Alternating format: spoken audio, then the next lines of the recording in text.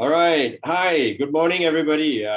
Welcome to our Power Talk series, where I interview ordinary heroes who have made an impact on many lives in our community, in our country, and perhaps even the world.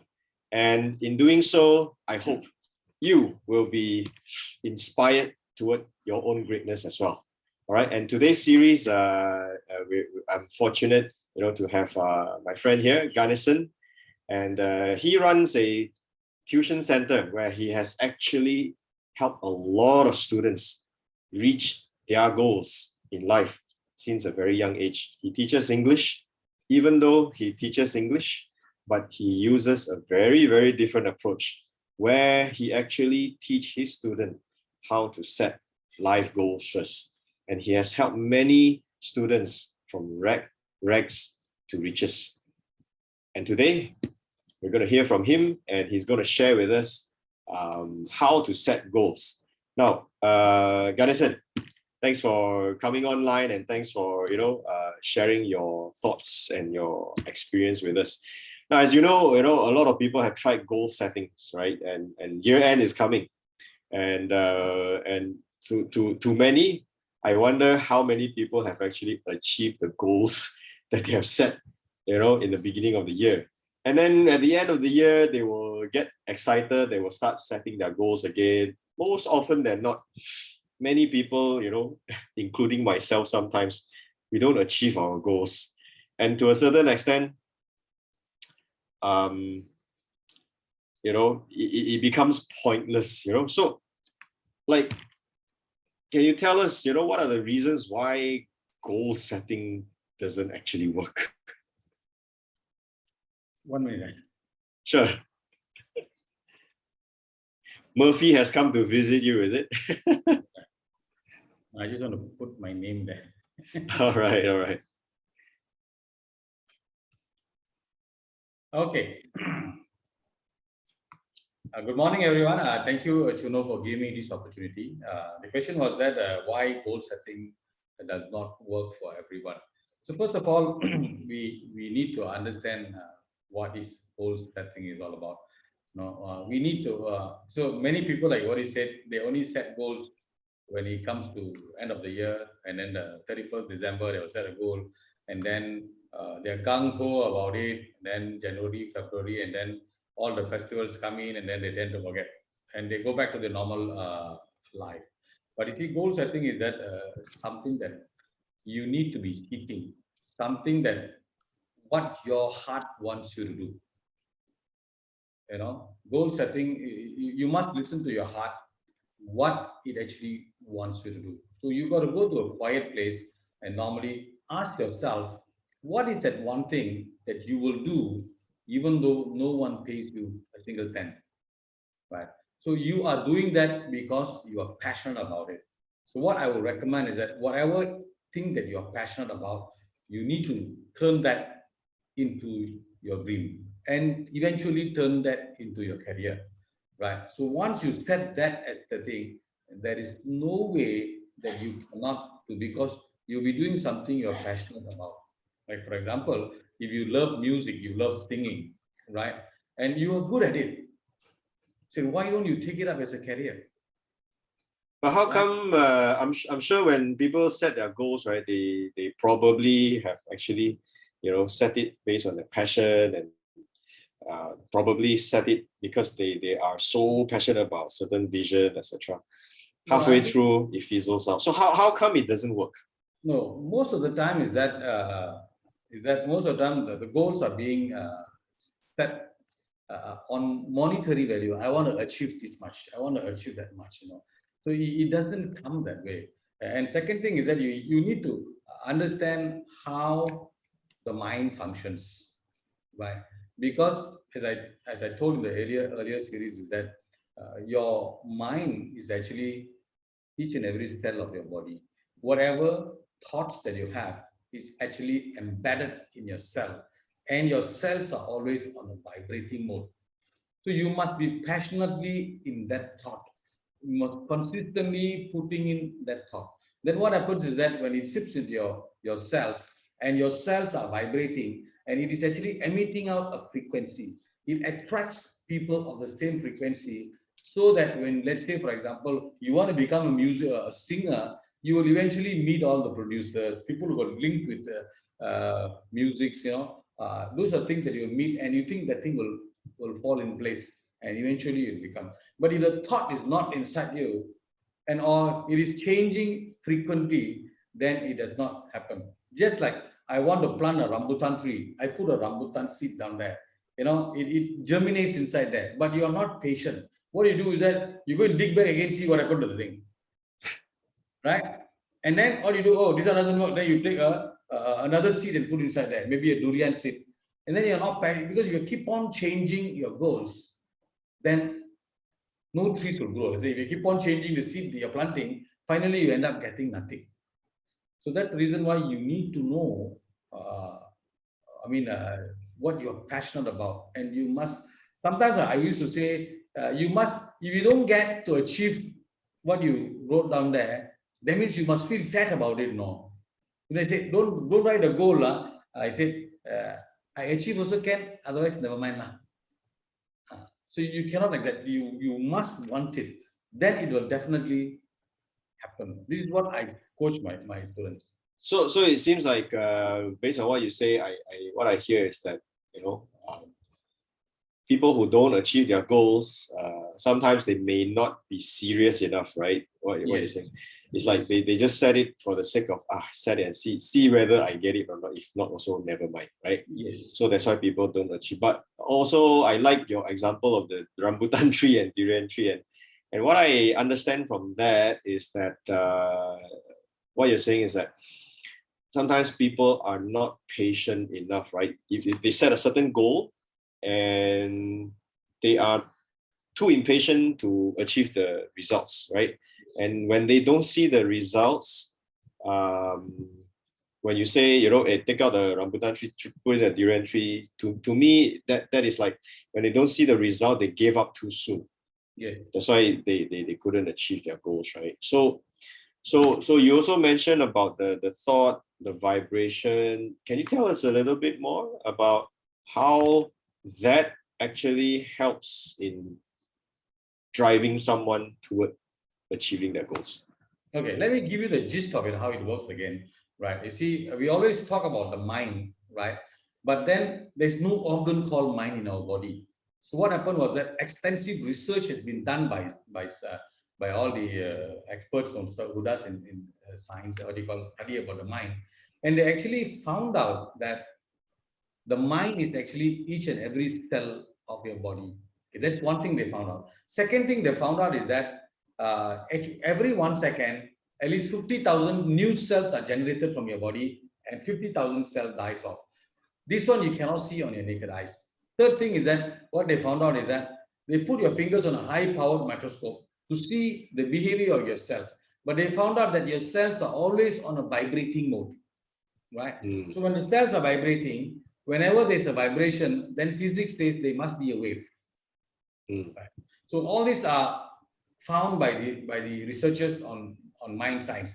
You can actually Google this in mind science. You Google as mind science, you'll be able to get all this information. Even our very own university Malaya has done that study, and they also concluded the same thing. Now, what I'm trying to say is that when the 50,000 cells are being generated, whatever thought you have at that moment is actually embedded into your cells, and it is now vibrating, and it goes on. So from the day you're born until today, whatever your thought is, okay, whatever you could say it, the dominant thought actually is the one that actually creates who you are, right? It creates who you are. So we know that how does this thought or this information goes into our mind is through our five senses. Five senses are the areas that receive the messages into our mind. So now what we are doing is that we know this is how it happened, and you are what you are, or you reached where you are, is because of all this that happened now. So now, if you want to go further, another step higher, we need to change what you're putting in. So what we are telling is that we can now deliberately put positive messages into your thoughts. Remember, if you're putting positive messages in your thought, it gets recorded in or embedded into your cells, and then it emits out a positive, what do you call, wave, Vibration. and it attracts people of the same frequency. Likewise, if you're always on the negative mode, you will attract people of the negative frequency. So that's the reason why I say sometimes you may forget to lock your car and go. You come back, nobody touches your car. But sometimes you lock, you put an extra steering lock and go, you see your whole car is missing. Probably they threw the car away already, or they broke into your car. Why? You just got to ask yourself and do a postmortem on your thought patterns on the last few weeks. I would definitely say you would have been on a negative mode, or you have been surrounded by the negative people. That is the reason why the guy attracted your car, because you can also think that the car beside you or the car in front there, right? But why is it you? So that's the reason why I said the most important thing is that now, by understanding how this law of vibration and attraction works, we can actually deliberately put positive thoughts inside it and make things happen. And we have done that to our students. Yeah, so for those who are new to this stuff, it may sound like rather woo-woo to them, right? And I'm sure there are people who also have been exposed to this kind of thing, like law of attraction, the vibration and the whole thing, but yet they haven't made it work. They haven't been able to make it work for them. But for you, knowing you shared with me so many success stories, from your kids, your students, and your friends, right? I think why don't you share with us, like, tell us maybe one or two success stories that are closest to your heart, right? That you have actually helped someone using this goal setting to achieve their goals and help them get out of the rut and eventually succeed in whatever they're doing right now. Yeah. Okay, there's two students. They studied together. So once when they were in Form 5 with me, I taught them this goal setting, how it works, and everything down there. And true enough, what I do is that so they set a goal of getting straight A's. But sorry, can you tell us a little bit background of this student first? What were they before? Then how do you help them with the goal setting? Then what happened after that? Yeah. Okay, this particular girl is that she does is that she was a normal student in UPSR. She actually been studying with me ever since primary school, standard 4. So so in UPSR, she only get about 1 or 2 A's in it, and then in when we go to PMR, she did amazingly. What I did was that we goal set, and of course I also put them through the action plan. Right, goal set. I said, if you want to achieve this particular goal, this is the action you need to take. And this girl, what I ask her normally do is that to do 50 questions a day, 50 questions per subject a day, right? So this girl really got into it, and before the SPM exam, she broke record. She did 24,000 questions. Wow. And she's got from no A's, from 1 A in UPSR, she's got straight A's in PMR, right? And then the same thing happened during the SPM. She was together with me, and then we walked through. She also did approximately the same amount of questions, and she got all A's for all the subjects she took with me. And I said, okay, go out there and remember when we do the goal cards, we break into 3: academic achievement, social achievement, and material achievement. Okay, I said, go out there and get your academic achievement. So she went, and I normally allow them to go and explore, right? So when they went down there, they did accounting, and then they came accounting. I told them, if at all you're stuck somewhere along the way, you don't like what you're doing, come back to me. So what they did was that they went and did accounting. They got a degree in accounting. They even did ACCA. They got there, and then they went for internship. They went to internship down there. They said, and then the amount of pressure was given to them to do. I said, they came back to me, sir, we have set goal to achieve all these kind of things, but then we don't want to go through this kind of pressure. We can't take it. So then they said, what do you want to kindly tell us what to do? Then what I did was that actually my son and team, they are doing a big youth development program whereby it is all based on goal setting and all those things down there. I said, would you want to go there now? Right? To go and re-emphasize on your goals, and there they make sure that you read your gold cards, they make sure you put it into you, all those practices are done. So when they go down there, now this girl, what happened was that she started a business of teaching auditing ACCA subject. According to her, there are many adults who are taking ACCA subjects, but they tend to fail in auditing. So she said, I will only teach auditing, right? She started to think something like that, which she's passionate about, and that's what she wrote in the gold cards and everything like that. So someone there has already helped her to set up do the marketing for her and all. And today she charges what do you call 150 ringgit per class, which is 75 ringgit per hour, right? And today she's fully booked for the whole year. Every year like that. So based on, she didn't tell me how much the income is, but I roughly did a calculation. She should be easily earning 10 to 15,000 ringgit a day, a month. You know, so that is how the gold card actually transformed her from going to normal school, going exploring, and then finally, no, that's not what my heart wants. Then they went down there, and she's now doing very well. Very well.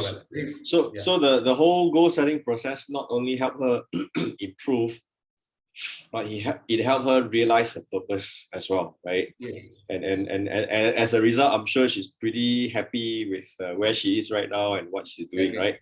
Yeah. So now, tell us, Ganesan, from her UPSR to PMR, right? Like she was just ordinary or maybe below average, and then suddenly PMR. In Form 3, her exam, straight A's, right? What changed? As far as like personality-wise, the way her thoughts, like what changed actually? Okay, good. So what changed was that is where what me and my wife do is that we do a goal-setting program. We call a program called Planting the Seed of Success in You, right? So again, we do a program on that, and our program is divided into 3 phases because they are students. So what we do, the phase 1 is that we will do somewhere in March because the exam is in September, right?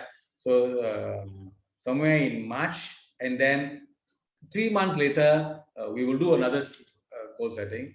And here we will emotionally touch them. I said, hey, why do you want this? Why do you want? I said, so these girls are very family oriented. So our parents are really very hardworking. We want to take care of them. We want to take care of our siblings. I said, if you want to do that, then you got to do this work, this much of work. Right? And that's what we put them through. I run competitions on 50 questions, right? So who does the most questions? You see, normally when Gulf prize giving day, the normal thing is that the student who scored straight A's will get the most expensive prize now. Right? But what I did, I changed a bit here. I say the students who did the most questions will get the most expensive prize. But of course, the student who did the most also gets the straight A's now. So he or she will get two prizes now, right? And that motivated them, and the students were challenging one another to do the questions and all. Right. So that's how. So why it is moving them is because of the goal they set. Right? The goal they set, that's what is moving them. So I asked them to put emotional reasons why you want to achieve that. Right. Right. So remember there's a story, the Twin Tower story. I always like to tell these people. I think I would like to repeat the story again. Yeah, sure, please. Yeah. Because you see, when what I do is that I draw the picture of the Twin Tower, right? And Twin Tower, you see, it is about 88 stories, right? In the 44th floor, there's a bridge connecting both of them. But I said, right at the top there, there's 2 poles, right? And I say, if I were to put a 6-inch beam connecting the poles, right? 6-inch wide, you mean? 6-inch wide beam connecting the poles, okay, down there. And I'm standing this side and you are standing this side. And then I said, there's no safety nets, nothing. So the 6-inch beam is just nice for you to walk like that with a balancing, right? Like that. Yep. If I was ask you a question, I say, if you cross over, I give you $1 million. Would you do it or not? Let me imagine for a while. The chances of you dropping is 99.9%. Yeah, let me imagine for a while. I mean, probably not, because Probably not. between the two poles is actually quite far, Yeah. and the beam would actually be wobbling because of the Yes. wind. So Yes. yeah, probably Yeah. not. No. But if I've increased it to $5 million US, I might, but if I was not, to be honest, right now I say I might. But if I was to be in the actual position, I'm not sure actually. because you may buy it, but you won't be there to collect it. Right. But the other question is, this is what I ask my students and all. If I were to put your loved ones there, if you're a married person, your children's there. No, if you are not married, your parents there. And I tell them, if you don't cross, I'll push them down. Will you cross or not? Yeah. Yes, you will. Without hesitation, you nodded your head, you will cross. And you must ask me, those are the people, are your whys that you want to achieve your goals. So now I tell my students down there, I'm not asking you to give up your life for your loved ones, right? Because there you're willing to give up. You only had a 0.1%, but you're willing to take that 0.1% chances for your loved ones, right? So here, I'm not asking you to do that. Right? Why can't you just read your goal cards daily and do the thing and give them a beautiful life? Otherwise, I am not pushing them down. Without knowing, you are slowly pushing them down. Wow. Right? That is powerful. Yeah. When I say that, I've seen some of my students even bend into tears. Right? Then I say, now let us work towards it. Let us go and achieve our goals and give our loved ones what they. In fact, our loved ones are not even asking anything from us.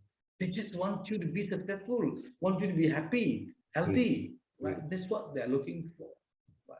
So if I can plant that thought inside a student, right, or anyone for the matter of fact, I tell you, no one can stop them from achieving what they want. But they must hold that thought. That's why I every time jokingly say, every time when you see the Twin Tower, please remember my story.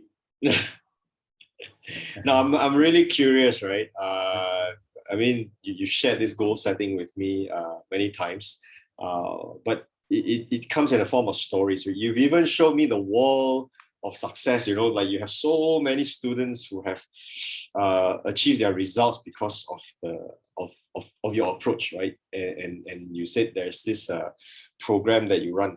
So if you will, right, can you walk us through a demo? Like how is this done, right? Can you walk us through a demo, show us an example of the goal card, how does it look like, and if you will, can you give me a step-by-step how I can actually set my goal, at least for the next 3 months? Okay. First of all, because we always tend to give reasons for our goals are not happening, right? So what we'll ask students to do is that we'll ask them to take a piece of paper. We'll give them a nice piece of paper. And we ask them to write down all the problems that they are facing. Let me get a piece of paper. Okay, so the first step is to write down all the problems. Yeah, all the problems. Okay. Hold on, yeah. I'm gonna grab a pen as well. Yeah. Any kind of problems, some of them they say our parents got no money. Some will say our parents are too strict. Some will say our teachers are not good. Some students even say that our teachers are not looking beautiful. Okay. Yeah. So they will give all kind of things, and then say we got no handphone. Our parents are so strict; they don't want to give us a handphone. So they write down all these problems on there, right? And then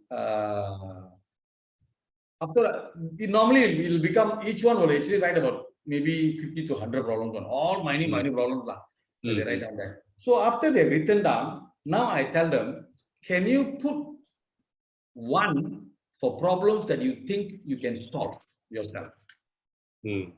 Right. So the second step is with a list of problems to list of problems. identify which are the ones that can solve themselves. Number one for problems within your control. That means you can solve it. And then number two for problems beyond your control. Right? If you notice, beyond your control normally will be what? If you put natural disasters, flooded, Other than that, almost 90-95% of the problem that you normally write down, you yourself will put down there, it can be solved. And they themselves will know how to solve it because they put it there. Yep. Right? So we will walk through them. So now I tell them, can you see most of the problems that you put down there, can be solved by you yourself, and you yourself has given the solution. Right? So after that, what I do is that, okay, now we are going to, I'll ask them to tear off these problems into pieces, and then it takes. Sorry, I have a question around this. When you ask them to list down the problems, it is in what context though? Meaning to say, like when you face different things, you have different sets of problems, right? Because when you ask, like when you tell me, hey, list down all the problems that you're facing, I'm like, okay, are you talking about life problems, marriage problems, business problems, career problems, health problems? Like what problems are we looking at? So in what context are they supposed to list down the problems? For students, is that normally will be their happiness, health, and whatever relating to education. So if it is an adult, then you can write even whatever my marriage problem, work problem, and other things. So again, in other words, it's in relation to that thing that bothers them the most. Yes. Right. Yes. But again, when I ask you to put down, right, which one can you solve? Which one beyond your control? Right. If you notice, almost 95%, they themselves will put it can be solved. Right. The only thing is that they don't want to solve because of the ego and all those things like that. But it can be solved. Right. So after doing that, I'll tell them, okay, now we know all these problems are there, and you already told us that it can be solved, right? So let's solve it now. So for solving it, right, you need a right mindset. Right. So in right mindset, so now I say what we're going to do is that we are going to do the goal cards. Right. What we do is that we'll break the goal cards into 3 columns. Okay. One is your educational achievement. Okay. The other one is your we call it your social goals or your moral goals. Right. And the last one is material goals. Right. Material goals. Right? So normally what the top first line is a standard line. It said first we write down there, I am grateful that I'm happy and healthy. I'm grateful that I'm happy and healthy and have a very happy and healthy family. Because the goals must be written in present tense. I have. Or I have. And then probably when you go to material goal, I have achieved straight A's in PMR. I have a degree in economics. Whatever they want, they put down there. So it must be in present tense. And then when you go to the social goals, what is the contribution that you want to give back to the society? Right.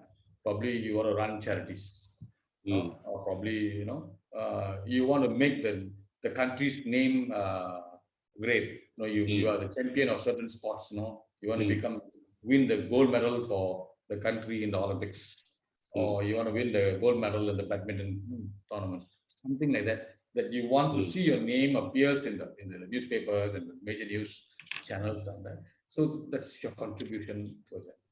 So you can write all those kind of things. The third one is that your material goals. You write down there, I own probably a bungalow with 5 rooms, a car, maybe Ferrari. Doesn't matter, right? You just have to write because first of all you must do, and then probably you want to write down there. You want to give your mom and dad, a monthly pocket expense of how much, 50,000, something like that. Any amount that you think it is possible. right? But but don't go and write all the impossible ones lah. Don't tell me I want to build a house on the moon. Cannot lah. Some crazy students will do all those things.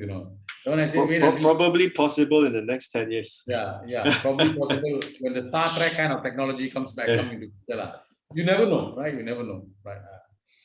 But let's talk about what's happening now, right? So you write it down on that, and then what we want them to do is that to read the cards on a daily basis. But you think, you see, it is a sample. This is what my daughter has done. Right. And it goes on there. So curious. Just now you said, in the goal card, you're gonna write like the first sentence. I'm grateful that I'm happy and healthy, blah blah, the whole thing. Which we're gonna put it in the comments down there afterwards. Description down there, right? So this starts with the first sentence, and then after that, in the 3 column, which is achievement, social or moral, and then material goals, it comes in the form of a list. Yeah, as a list. Yeah. Okay. Yeah. So you are allowed to decorate it the way colorful. There are some students even do much better than this. So I told them, hey, you are actually writing your future. Make it beautiful, lah. That makes sense. Okay. Yeah, make it beautiful. So what I asked them to do is that I will paste this in all my notice boards on there. So every time you walk into the center, read this card before you go to the class. Are they supposed to read it aloud or read it in their mind? How many times a day? Read it in a mind. But what I do is that I don't ask them to do 1 card. I ask them to do at least 3 cards. Okay. 1 you keep in your bag. 1 at home, your wardrobe. Keep it there. You wake up, you go to, then when you're going to take it, this one won't even take you a minute to read. Right. That's one thing. Because when you do this, when you're reading quietly, the sense of touching and your sight is being used here. Another powerful sense is your sense of hearing. So what we normally ask them to do is that go to a quiet place and record. You read it out loud and record in your phone, right? And then if you're good at editing and all, you can put some background music and all those things on that. And then you listen to when you're sleeping, right? You just put in your earphones on that and switch it on, put a repeat mode and switch it on and just sleep. Because when you're sleeping, only your conscious mind sleeps, your subconscious mind doesn't sleep. So it sits into your subconscious mind. So that means you are consistently putting what you want into your thing. So at least minimum reading is at least 2 times a day. 2 times a day. 2 times minimum but nobody. For how long though? Yeah. For how long? You keep reading it until you achieve it. I see. Yeah. Okay. You only change it after you achieve the goals. Once you achieve it, then you change. Go for a new goal. So should you be like writing a short-term goal, or is the goal supposed to be a lifetime goal, or how does that work? For me, I would say what we have written here is all a long-term goals, right? But do not worry how it works. We just put into it. When the thoughts are sent to the universe, it knows how to guide you. Okay. It knows how to. You do not worry how it's going to happen. You just got to keep on passionately seeking it, and it will just happen by itself. That's how the universe works. So how many students have actually learned and applied this in their life, as far as you can recall? Yeah, as far as I can recall, my students, I started this in 2003, and today is 19. Approximately, I had about 50 students per year, for example. Actually, 50, slightly more, was 70, 75 students, because UPSR Form 3 and Form 5 per year. So that's 75 times 19. So that's almost 1,000 plus students have gone through, and we are still continuing. And of course, I said they're not stopping it; they're still reading it. Once they finish, they do another card for another achievement.